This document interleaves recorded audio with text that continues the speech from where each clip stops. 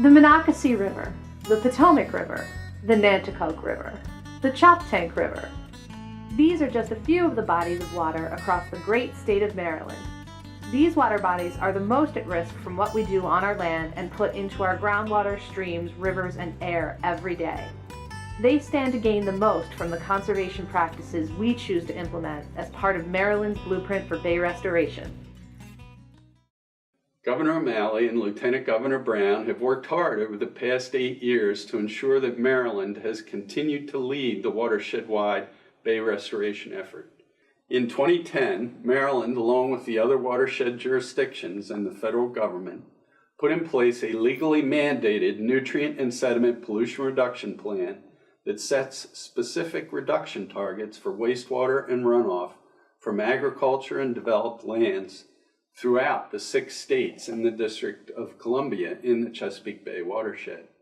These goals must be met by 2025 in all of these jurisdictions. But make no mistake, from crabs and oysters to boats and beaches, and just as important, clean drinking water supplies in our groundwater, streams, rivers, and reservoirs, Maryland has the most to gain from our Bay restoration efforts. This is really a federal, state, and local partnership to improve our local water quality, our habitats and ecosystems, and ultimately the Chesapeake Bay. Since 2009, the Maryland Department of the Environment has worked with local governments statewide, crafting local blueprints for actions that reduce pollution from sources throughout the state. That work culminated with our submittal of the Phase 1 plan in 2010 and a more detailed Phase 2 plan submitted to the Environmental Protection Agency in 2012. These plans are proven, science-based blueprints that define pollution reduction actions needed to save our groundwater, streams, rivers, reservoirs, and the Chesapeake Bay. A critical part of these blueprints is that they are flexible. As we see what works better than something else, we can adjust our plan to be more efficient and ultimately successful.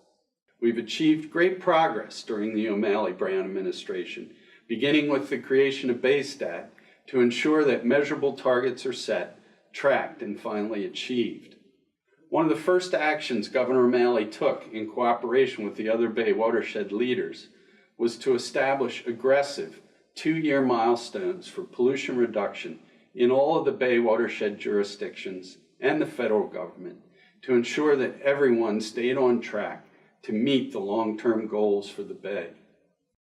These achievements have been closely monitored through Baystat, an interagency group of cabinet-level leadership that meet monthly with Governor O'Malley and his senior staff to oversee Maryland's progress and adjust our actions as needed to ensure we remain on track to meet our goals on time. The Bay Pollution Reduction Plan requires that each jurisdiction reach at least 60% of its ultimate 2025 pollution reduction goal by 2017. Great news is that Maryland has nearly 41% toward our nitrogen target and 61% toward our phosphorus target for 2025.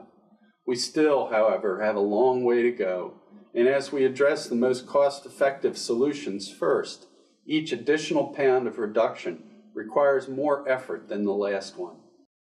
Meeting our 2025 goals in a cost-effective manner will require continued implementation of innovative practices to reduce stormwater runoff and limit the pollution carried with it, further implementation of conservation practices by farmers across the state, and nutrient trading to harness the innovative ideas of everyone working together to restore water quality.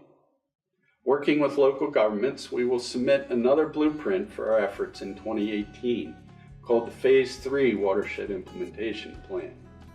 It is only by working together, Maryland residents, businesses, farmers, advocacy groups, local governments, state governments, and the federal government alike, that we will meet our 2025 pollution reduction goals. To learn more, please visit us on the web at mde.maryland.gov or to learn more about Baystat at baystat.maryland.gov.